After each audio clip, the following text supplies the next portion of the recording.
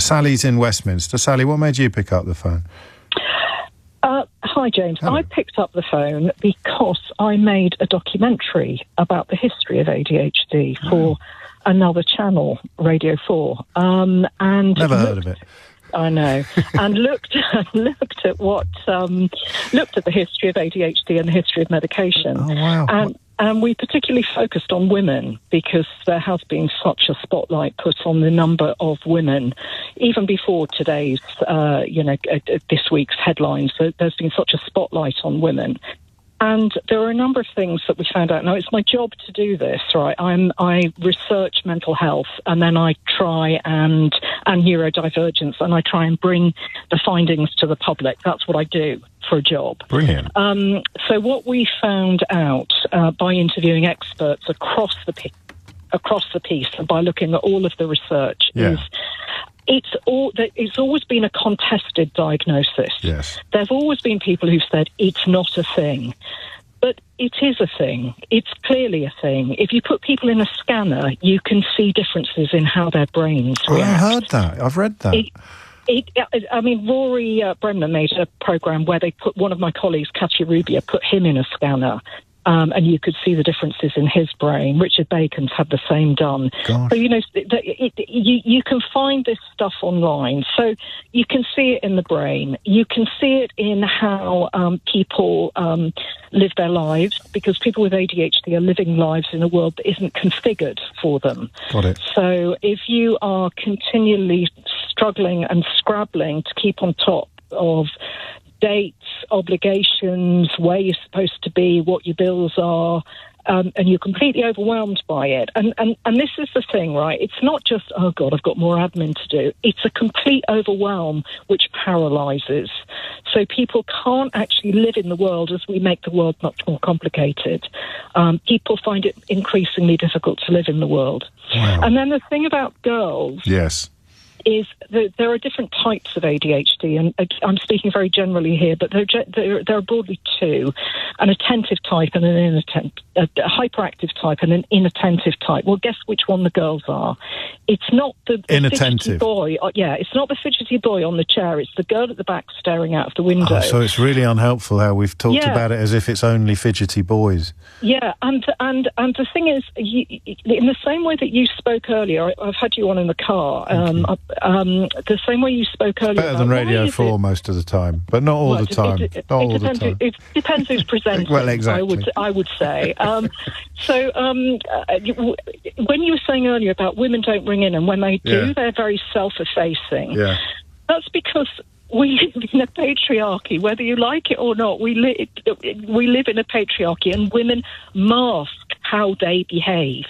They change how they behave. So when they're ringing you, they're saying, "Oh, I don't think I'm going to be as good as the men." And in ADHD, the way it manifests itself is they look at what other people, particularly girls, are doing, and they copy that behaviour because they think that that's the way that they should be behaving. What that ends up in is a lot of very, very, very unhappy girls and women who aren't living their true selves. And the reason we have huge rates of diagnosis now is because all those girls 40 years ago grew up. They became teenagers, they became young women, they became in their 30s, their 40s, their 50s, and still were not diagnosed. And guess what? Now they are being diagnosed.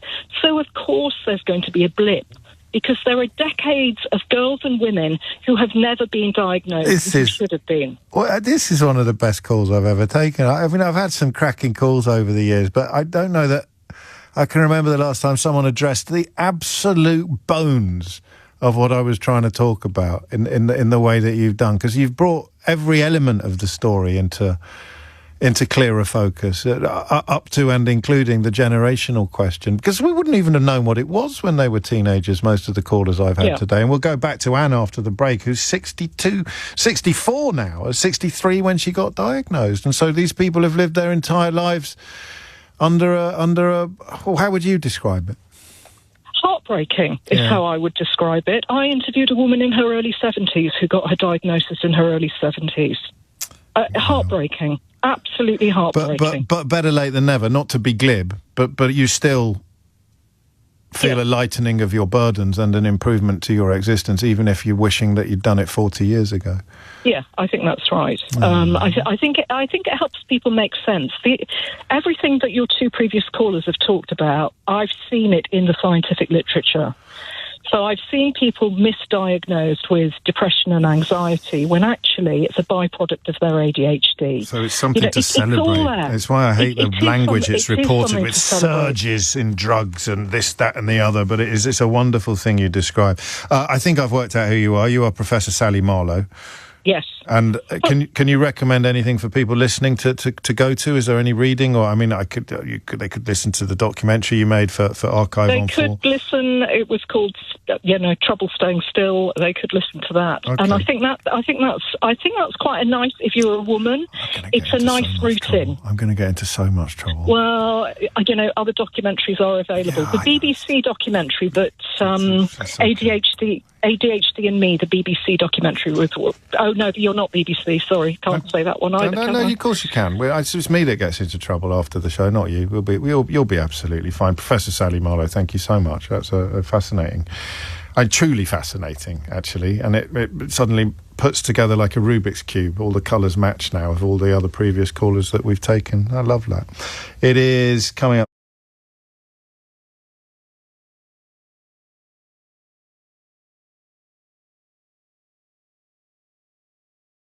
A bank, would you believe? So now you know.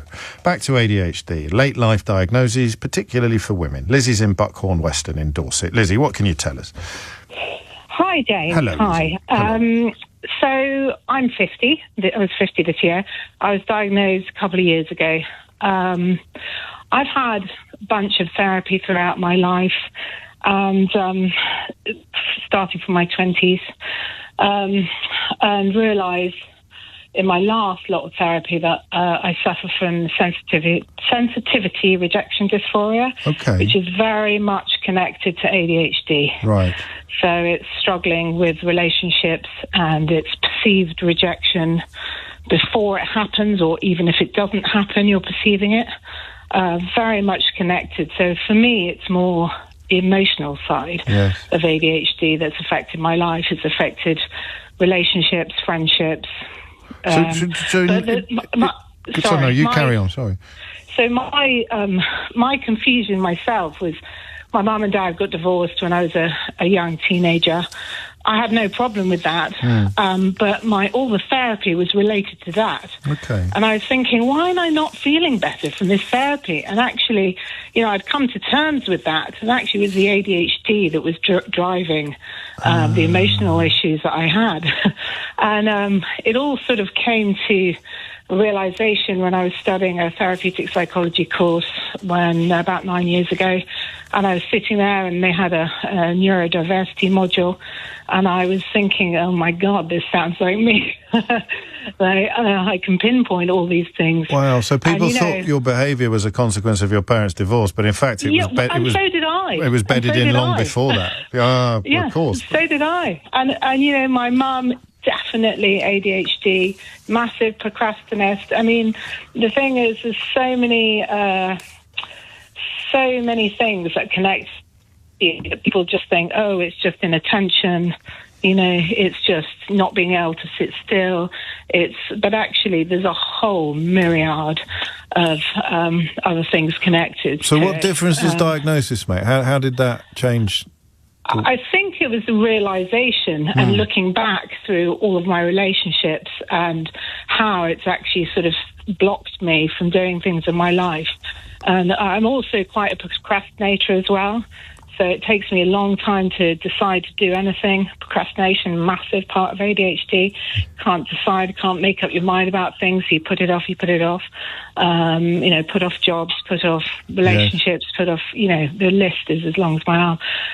But I think it's helped. My daughter also has ADHD, and it's really helped her, I think. Who got diagnosed first?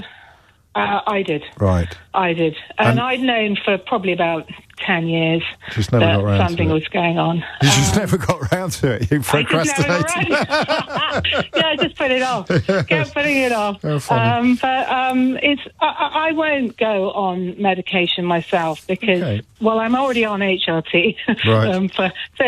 So that's another thing. All the menopausal symptoms, when they come up, your ADHD goes through the roof. I've read that. As a woman, I've read that. Yes. So I mean, we've got it. Us girls have got it sort of from all angles. Basically, ADHD girls.